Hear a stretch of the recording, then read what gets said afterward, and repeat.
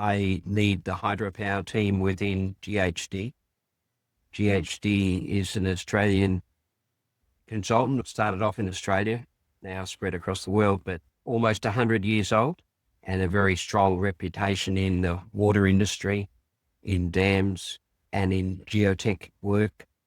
Hydropower is sort of the oldest form of renewable energy that we humans started exploiting. I think we started off using wind for all sorts of uses, even further back, but certainly hydropower in terms of energy storage and having energy on demand. Hydropower is not dependent on the weather. As long as you've got water, you can keep running. So you're saying that Niagara is the oldest hydropower, right? I wouldn't say it's the oldest. It's certainly the oldest in United States. Pumped hydro facilities have likewise been in service for quite a long time now, I think about 70 years. And pumped hydro was probably most popular around about 70 years ago. In Australia, we had Catchment 3, which was the first pumped hydro built in Australia, and that was commissioned in 74. These pumped hydro, these are the sort of largest batteries or storage that is available or was available, right?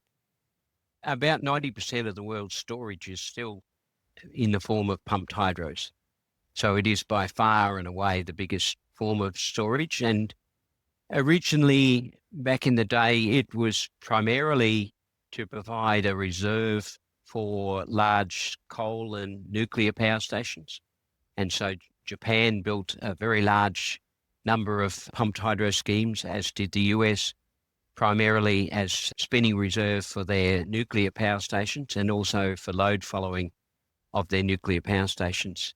So pumped hydro is not a different kind of hydro. It's the same hydro. You basically pump water back, increase your storage so that it can use it other times. So it's the same water gets used multiple times. Exactly. Certainly that's the case for what we call closed loop schemes. There are some schemes that are open loop, that one of the reservoirs may actually be on a river and there may be water flowing in through the system. But essentially for the pumped hydro itself, the same water is used over and over again. And the machines themselves are somewhat similar to conventional hydros. The main difference being that they're designed as pumps in the first instance and they run backwards.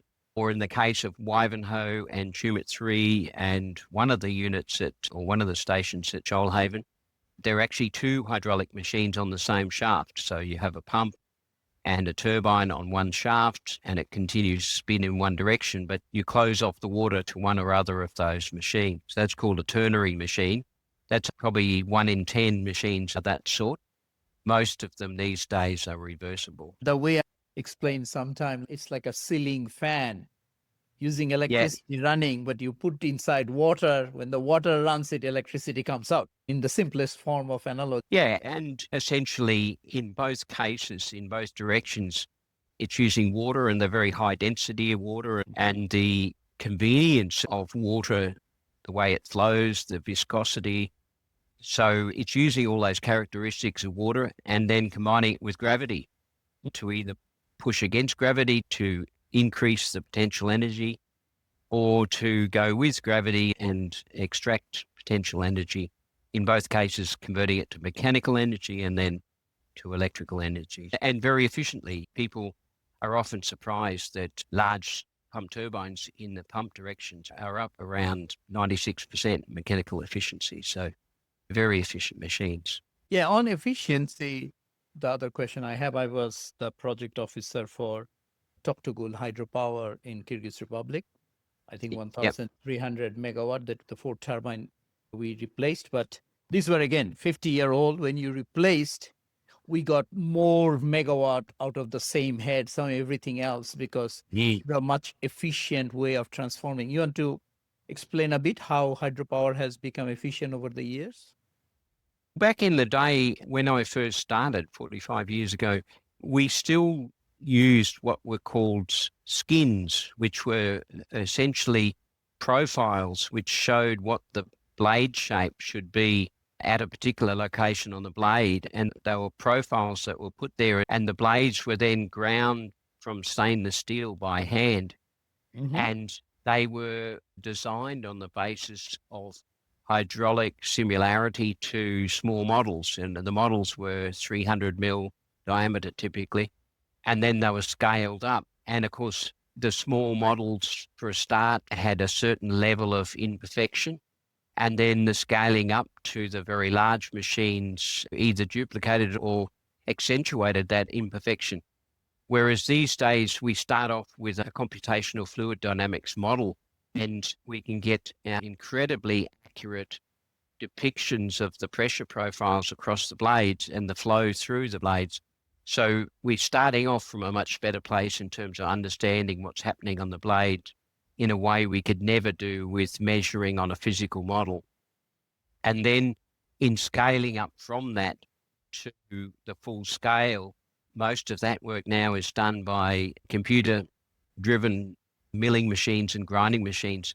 And then it's checked with a laser so that the accuracy between the model and the prototype now is within 0.1 of a millimeter. A combination of being able to analyze more accurately and then replicate more accurately has meant now that we've got very high efficiencies in the actual water passages. And then I guess the other thing that's happened is that our understanding of where the losses are occurring and optimization of bearings and optimization of the thrust on the machine and the velocity recovery in the draft tube, all of those elements coming together have led to those improvements. So efficiency, how has it changed in the last 50 years, you would say? In my lifetime, we've probably increased the efficiency by 5 or 6% on the hydraulic machine and probably 0.5% on the electrical machine. Yeah, those sort of order of magnitude. But most of the losses in a pumped hydro are actually occurring in the waterway. And again, our techniques for tunneling and for lining tunnels, for boring tunnels, have become much more sophisticated. And so we've been able to model those and optimize those and improve some of the round trip efficiencies, which are the losses arising from the hydraulics within the waterway.